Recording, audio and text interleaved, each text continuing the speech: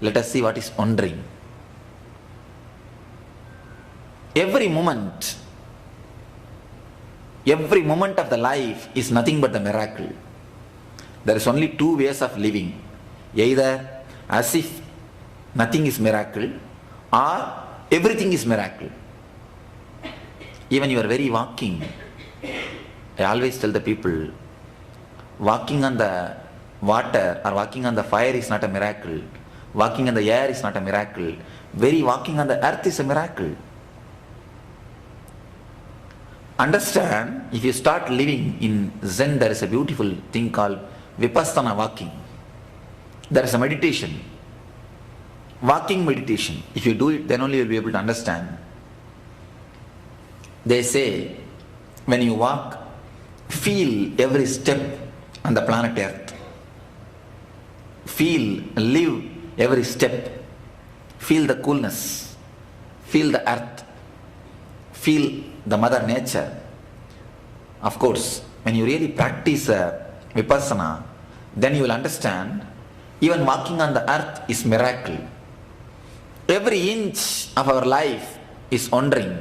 That's why you can see when the kids look at the life, when the kids see the things, they will be just living. When they see some lotus or a flower or nature, they don't see, they just live. You can see the very physical change happening in them. The whole body will change. When they laugh, you can see they don't laugh by mouth, they laugh through the whole being. Whole body will change. Whole body will be bubbling. Why? Because they don't reduce the life into words. They don't live through words. They live directly relating. They don't have pain body. They don't have pain body. They don't have suppressed past. They don't have a big head. They don't have much head weight. Suppressed past is the head weight. They don't have past which is continuously suppressing them. That is why you can see they relate with the world. They relate with the things very naturally. When you see a rose flower, what happens in your mind? Immediately in your mind, the word rose appears. The word rose, it is a rose. Immediately next thing will be, your mind will start thinking about the roses which you presented to somebody, or the roses which are presented to you, or the roses which are refused when you presented to somebody. All these thoughts will start coming up. Then you will start linking your mind with that person's. Then thought will go on, you will miss the real rose. You will miss the real rose. This is what happens with our mind in every situation. In every step, in every situation, this is what happens. Either you don't live at all, even if you start living, you relate with the word. When the word comes up in your mind, you leave the reality, mind starts living in the word. Just going around with the word. The verbalization never allows you to live with the reality. When the kids see, they don't use the word. They just see it as it is. You should understand one thing. The rose is a rose is a rose. Rose is not a word rose. Rose is not a word rose. Rose is a rose. But what you do, you relate only with words. You reduce the reality into a word and you start relating with the words, missing the reality. Kids never do that. Kids just they see it as it is. For them, everything is new. Everything is wonder. Everything is miracle. There was one great enlightened master who lived in central India. Last phase of his life, more than 10 years, he was under a diet. The same kind of food he used to eat, same greens and same rice. The devotee used to cook for him. she got fed up. She went one day to him and asked, Master, cooking the same food, I got bored. I am fed up. Are you not fed up eating the same food? Are you not bored eating the same food? You should understand. The master says, same food. I am not eating the same food every day. I may eat same kind of food, but not same food. Every day whatever is brought in front of me is new for me. I don't verbalize it. I don't connect this food with the yesterday's food. For me everything is new. How can I eat the same food? If you understand this one thing, you will understand the miracle of life. You will understand how life is new. Every day it is new. Every day it is just changing. There's a beautiful saying in Western philosophy. You can never step into the same river twice. You can never step into the same river twice. Why? The river continuously changes. Same water never comes back. I tell you, not only you cannot step into a river twice, you cannot step into a river even once. Because by the time your leg reaches the ground, the water has changed. When you put your leg, that is different water. By the time your feet reaches the ground, touches the sand, the water has changed. Every moment world is changing. Every moment things are new. But because of the past memory, emotions attached to the past memory, you never live the reality. You never live the real life. You never live the real existence. There is a beautiful sutra in Taittiriya Upanishad. Anandam Brahmeti Navyajanat. Ananda is God. Bliss is God. Don't waste it. Bliss is divine. Don't waste it. What they mean? Bliss is divine. If you don't live with the bliss, if you don't live with the joy, with ecstasy, you will be wasting your life. Bliss is continuously happening to you. If you are not living with it, if you are not enjoying it, if your being is not merging into it, you are just wasting your life. It's like somebody brought and presented you a beautiful rose bouquet. If you don't enjoy that bouquet, if you just push aside the bouquet, what are you doing? You are disrespecting the person who gifted that to you. Same thing, when you don't live the life with the joy, with the mood of wondering, you are disrespecting the God who gave you that bouquet, who gave you the gift. Many people I have seen, from morning till night they worship the God. They do all prayers, but they forget how to live the life joyfully. How to live the life? Ecstatically. I always tell them, then be very sure God will never grace you. The real worship is living joyfully, ecstatically. The real puja you can do to God, a real prayer, is nothing but ecstasy and bliss. Real prayer is the living with ecstasy, living with joy, living with bliss. When you live the moments, every moment with a wonder, with a beautiful life, with ecstasy, as if you are looking everything newly, you will see your very living on this earth is a blessing for this earth. Your very living is so graceful. Your very living is a puja. Your very living is a spiritual practice. There is a beautiful stotra by Shankara. He says, my walking is pradakshina, my sleeping is meditation, my eating is naivedya, my breathing is chamara. So just your very existence is blessing for the planet earth.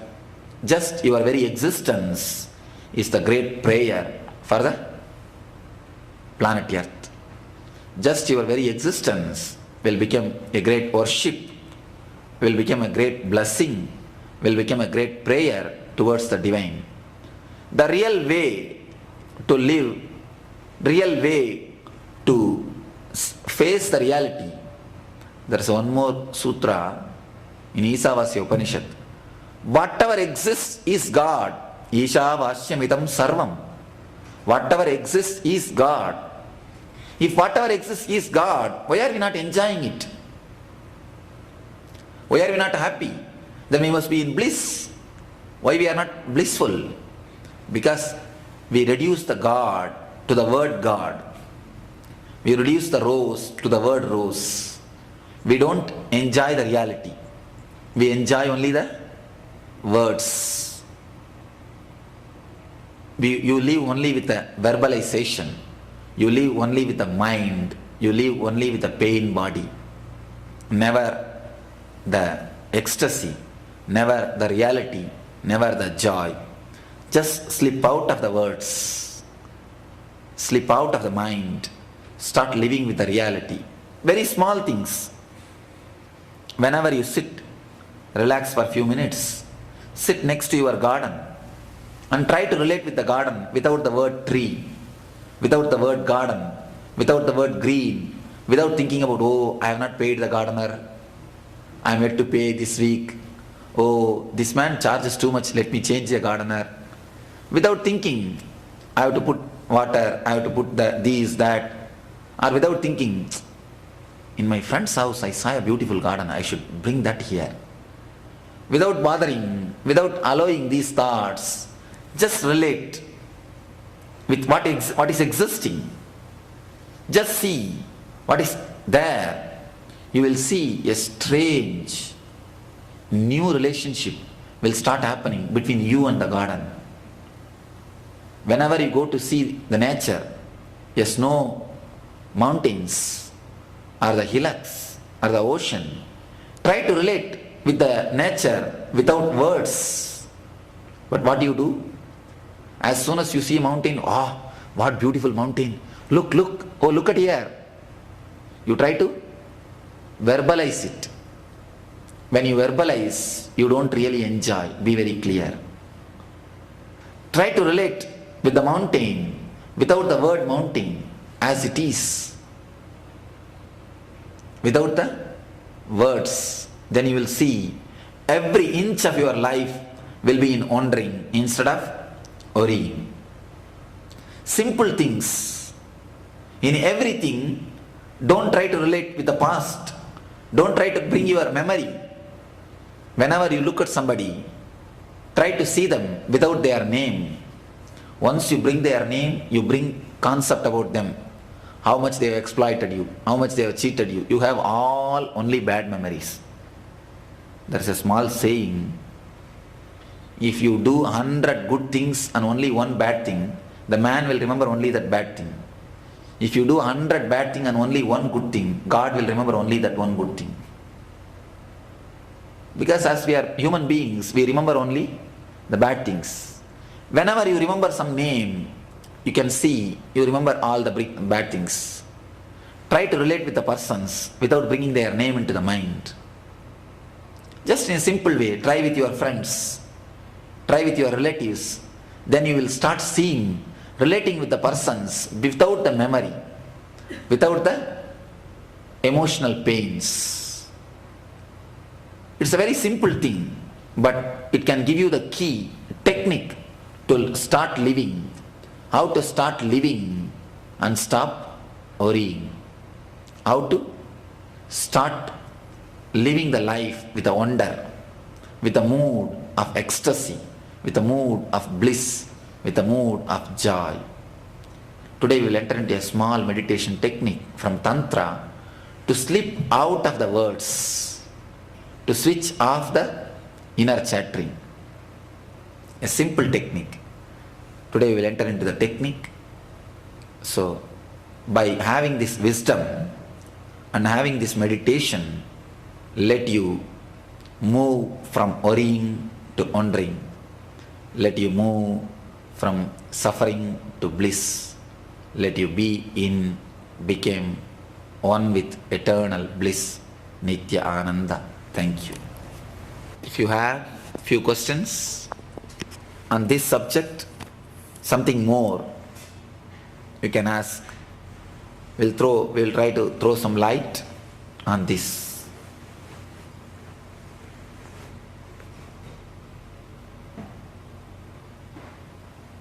No questions. Everybody has understood everything. That's nice.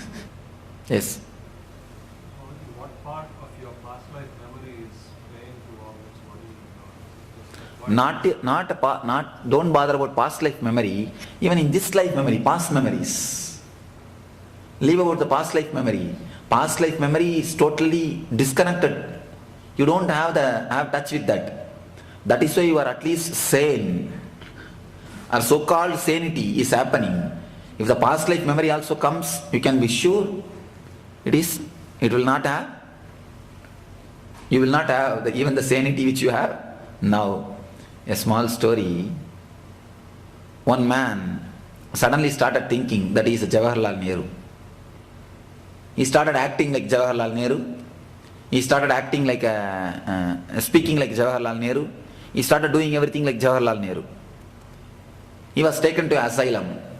6 months he was there. Somehow in the asylum they know how to torture you. By torturing, he became normal. He understood that he is not a Jawaharlal Nehru. The day before he was to be released, coincidentally, there are strange ways, coincidence, Jawaharlal Nehru himself visited that asylum. So they went and they told Jawaharlal Nehru, we want to introduce a strange patient who thought himself as a Nehru. Please, we will introduce you to him. Nehru was at the time Prime Minister. So this person was brought and to Nehru they introduced. He is the patient, he thought himself as a Jawaharlal Nehru. Now he has become alright. Now he is doing well. He will be released in 1 or 2 days. After the introduction, that person asked Nehru, who are you? Because that person has never seen or may not have never met actually the person Nehru. Who are you? The Nehru said, I am Jawaharlal Nehru, I am the Prime Minister of the country. Immediately this person replied, oh, is it so? All right. Stay here for 6 months, they will make you all right. They will make you understand who you are.